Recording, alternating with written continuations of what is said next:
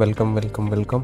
तो हमने पिछले वीडियो में देखा था कि किस तरह से आप आपके जो भी HTML की वेबसाइट है उसमें आप किस तरह से लिंक्स के एलिमेंट्स को ऐड कर सकते हो, इमेजेस के एलिमेंट्स को ऐड कर सकते हो और लिस्ट के एलिमेंट को ऐड कर सकते हो।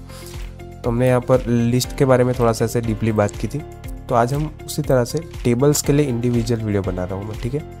तो टेबल्स में ना मैं पहले ही आपको बताना चाहूँगा कि टेबल्स में मैं बहुत ज़्यादा डीप डाउन नहीं करने वाला, ठीक है। मैं इसके लिए इंडिविजुअल वीडियो इसलिए बना रहा हूँ क्योंकि इसमें कन्फ्यूज़न क्रिएट होता है। तो मैं चाहता हूँ कि इसका प्रॉपर एक इंडिविजुअल वीडियो बना रहे, ताकि जब भी आपको स्पेसिफिक टेबल के रिलेटेड कुछ भी देखना हो तो आपको आसानी से कंटेंट मिल जाए। तो इसलिए मैं इसका इंडिविजुअल वीडियो बना रहा हूँ।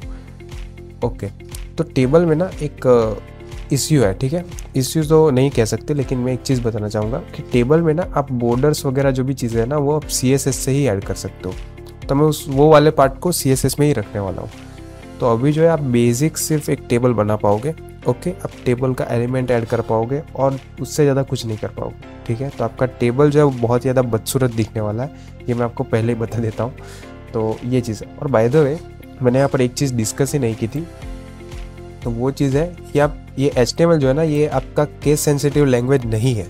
मतलब कि अगर मैं यहाँ पर कैपिटल H भी लिख दूँ ना तो इस भाई साहब को कोई ऐसा दिक्कत नहीं है सच, ठीक है।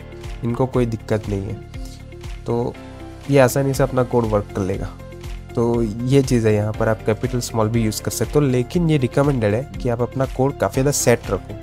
तो सेट रखो मतलब कि आप चीज़ों को अच्छे से मेंटेन रखो। जितना आप कोड मेंटेन रखोगे ना आपको उतना ज़्यादा आसानी होगी, क्योंकि जो दूसरी लैंग्वेजेस होती है ना, आपकी C वगैरह हो गई, ठीक है, C++ हो गई, आपकी पाइथन वगैरह, वो सारी आपकी केस सेंसिटिव लैंग्वेज होती है। तो अगर उसमें आपने कुछ ऐसा, अगर कुछ भी कैपिटल वगैरह का कुछ भी इश्यू प्रॉब्लम हो गया आपसे, तो मतलब कि पूरा का पूरा कोड जो है वो वर्क ही नहीं करेगा। तो ये चीज़ है। एनीवेज मैं यहाँ पर जल्दी से एक नई फाइल बनाता हूँ, और आज भी मेरा गला ख़राब है, और उसी के साथ जल्दी से मैं यहाँ पर tables.html करके एक वेबसाइट बना देता हूँ। अच्छा ठीक है, चलो इसमें ऐसे जल्दी से एमेट एब्रिविएशन लगाता हूँ। ये हो गई हमारी वेबसाइट tables in HTML। तो टेबल्स का कॉन्सेप्ट HTML में ऐसा है, ठीक है। इन्होंने क्या किया है, देखो टेबल अगर आपके पास अगर एक आपको ऐसे वर्क दिया जाए कि आपको एक टेबल बनाना है, ठीक है। मैं यहाँ पर जल्दी से एक टेबल ओपन कर लेता हूँ, कोई भी टेबल इन मैथ्स नहीं, सॉरी, टेबल इन कुछ भी ले लेते हैं यार, कुछ भी चलो एक काम करते हैं, पीरियोडिक टेबल ही ले लेते हैं। पीरियोडिक टेबल सबको पता होता है, ठीक है, 10th में आ जाता है आपका। तो चलो ये एक अच्छी सी इमेज है, इसको मैं ओपन इन न्यू टैब कर लेता हूँ। बढ़िया,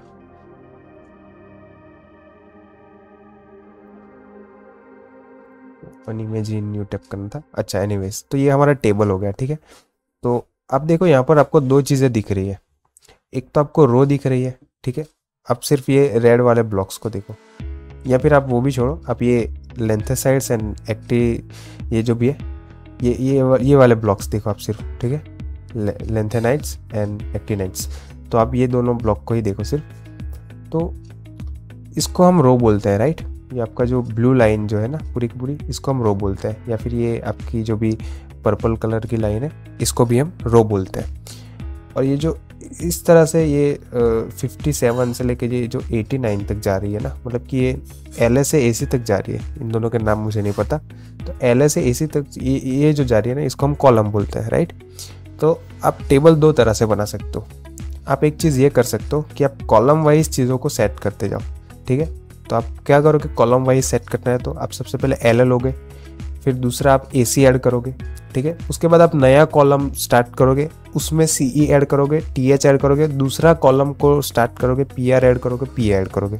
एक तो आपके पास ये चीज़ हो गई कि आप कॉलम से पूरा का पूरा टेबल बनाते जाओ, और दूसरा चीज़ है कि आप रो से पूरा का पूरा टेबल बनाते जाओ। मतलब कि आपने एक रो बनाया, ठीक है, एक रो बन गया, उसमें आपने LA CE PR ऐसा करके यहाँ तक LU तक सारे के सारे एलिमेंट्स ऐड कर दिए। उसके बाद आपने फिर से नया रो बनाया, ठीक है। तो वो नया रो ऑब्वियसली इसके नीचे आएगा, और वो नीचे आएगा उसमें आपने AC से LR तक के सारे के सारे एलिमेंट्स ऐड कर दिए। तो इस तरह से आपका पूरा का पूरा टेबल कंप्लीट होगा। तो ये 2 तरीके हैं आपके किस तरह से आप टेबल को बना सकते हो। तो ये चीज़ तो आपको समझ में आ गई। अब देखते हैं कि आप HTML में किस तरह से बना सकते हो। तो ये मैंने अभी जो 15 मिनट तक जो बकवास की, ये कॉलम वाइज आप टेबल बना सकते हो, रो वाइज बना सकते हो। तो वो मैंने इसलिए की क्योंकि HTML में आपका रो वाइज टेबल बनता है, मतलब कि आप कॉलम का कंट्रोल ही नहीं होता आपके पास बेसिकली। तो आपको सिर्फ रो ही ऐड कर सकते हो आप। तो सबसे पहले टेबल बनाने के लिए आपको टेबल टैग जो है ना उसको ऐड करना पड़ेगा। तो टेबल टैग को ऐड करते हैं। उसके बाद आपको उसमें रो ऐड करनी है, ठीक है। आप टेबल की रोज ऐड कर सकते हो। यहाँ पर मैं 2 रो को ऐड करने वाला हूँ। तो मैं यहाँ पर TR करके 2 रोज को ऐड कर देता हूँ। अब इसमें आपके एलिमेंट्स आएंगे, मतलब कि टेबल के रो में एलिमेंट्स होते हैं, राइट। तो उसमें आपके बेसिकली आप यहाँ पर TD करके आप एलिमेंट्स को ऐड कर सकते हो, TD करके। और यहाँ पर TD क्यों लिया गया है, तो एक सिंपल सा लॉजिक बताता हूँ। TD का फुल फॉर्म होता है टेबल डेटा, ठीक है। तो टेबल डेटा आप ऐड कर सकते हो इस तरह से। तो यहाँ पर सबसे पहले मैं यहाँ पर कुछ भी ले लेते हैं, ठीक है, कुछ भी ले लेते हैं, लाइक मिल्क, ठीक है। एक काम करते हैं, डेटा 1 ऐसा करके ले लेते हैं, डेटा 1, ओके। फिर ये आपकी रो है, तो मैं रो के ही फॉर्म में लिखना चाहता हूँ इसको रो के ही फॉर्म में लिख देता हूँ मैं। इसको रो के फॉर्म में लिखते हुए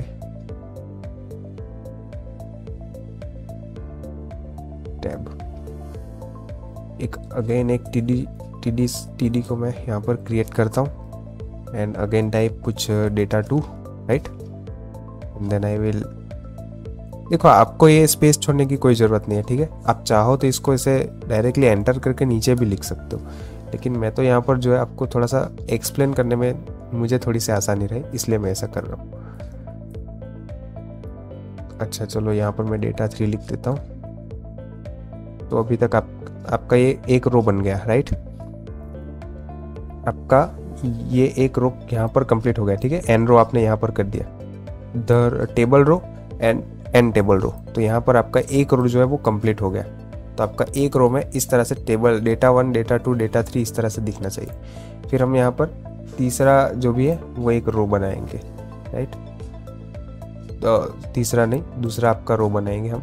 इसको मैं कॉपी करूँगा, यहाँ पर पेस्ट करूँगा, स्पेस दूंगा, एक स्पेस दूंगा। यहाँ पर मल्टी कर्सर फंक्शनलिटी को यूज़ करते हुए यहाँ पर मैं सारी चीज़ों को डिलीट कर दूंगा। Now I will write 4, 5 and 6। इसको जल्दी से सेव करूँगा and I will just open it. Oops, यहाँ पर मैंने गो लाइव तो किया ही नहीं है, तो जल्दी से सर्वर को ओपन कर देता हूँ। और ये देखो आपका डेटा इस तरह से सेट हो गया। तो बेसिकली हमने क्या किया था, हमने यहाँ पर 2 रो को ऐड किया था। अब जो है मैं इसको कुछ इस तरह से सेट कर दूंगा। इसको एक काम करता हूँ, फॉर्मेट डॉक्यूमेंट कर देता हूँ। ये देखो, तो मैंने क्या किया, यहाँ पर हमने 2 रो को ऐड किया था, ठीक है। एक आपकी ये वाली रो हो गई, एक आपकी ये वाली रो हो गई, एक आपकी ये वाली रो हो गई, राइट। तो हमने ये 13 नंबर पे, इसको मैं थोड़ा सा ऐसे जूम कर देता हूँ आपके लिए। तो आपकी ये वाली जो रो हो गई ना, इसमें मैंने 3 एलिमेंट को ऐड किया, मतलब कि आपके 3 डेटा हो गए। और 3 डेटा को मैंने ऐड किया, डेटा 1, डेटा 2 एंड डेटा 3, जो कि यहाँ पर विजिबल है, राइट, एक रो में। और दूसरी रो मैंने ऐड की। अब दूसरी रो ऑब्वियस सी बात है, ठीक है। अब अगर दूसरी रो हमें ऐड करनी है तो हमें बेसिकली उसके नीचे ही ऐड करनी पड़ेगी। और उसके नीचे मैंने दूसरी रो ऐड की और उसमें भी 3 एलिमेंट्स मैंने ऐड किए। तो इस तरह से मेरा पूरा का पूरा एक टेबल यहाँ पर रेडी हो गया। अब देखो इसमें बहुत सारी दिक्कत आपकी आ सकती है, लाइक यहाँ पर अभी बॉर्डर नहीं दिख रही। और क्या हम कुछ ऐसी चीज़ें कर सकते हैं कि मान लो कि मुझे ये डेटा 6 यहाँ पर खाली रखना हो, ऐसा कुछ हम कर सकते हैं क्या? तो ये सारे जो भी आपके क्वेश्चंस है ना, ये आपके सारे CSS में सॉल्व हो जाएंगे। तो अभी के लिए इसको आप स्किप करो, ऐसा मैं बोलूँगा, ठीक है। स्किप भी नहीं कह सकते, अभी के लिए आप इसको पोस्टपोन कर सकते हैं, हम बाद में उसका सॉल्यूशन करने ही वाले हैं। तो अभी के लिए उसको आप भूल जाओ। और यही था बस आज के इस वीडियो में, ठीक है। इससे ज़्यादा तो और कुछ समझाने के लिए है नहीं। अच्छा, तो अगर आपको in case, just in case, अगर आपको ये सारा जो भी मैं कोड लिख रहा हूँ, अगर आपको ये आपके रेफरेंस के लिए चाहिए तो आप मुझे ज़रूर से बता सकते हो, मैं आपको ज़रूर से प्रोवाइड कर दूंगा। और एक बड़ी बात, और एक इम्पोर्टेंट चीज़ ये है कि आप जितना कोड देख रहे हो ना, उससे भी ज़्यादा आपको इसको टाइप करना पड़ेगा। तो आप जितना ज़्यादा आपकी एक प्रैक्टिस बनाओगे, उतना ज़्यादा अच्छा आपका पॉलिश हो जाएगा कोड। तो प्रैक्टिस करते रहो कोड की। And that is it for today. मिलते हैं नेक्स्ट वीडियो में। सी यू।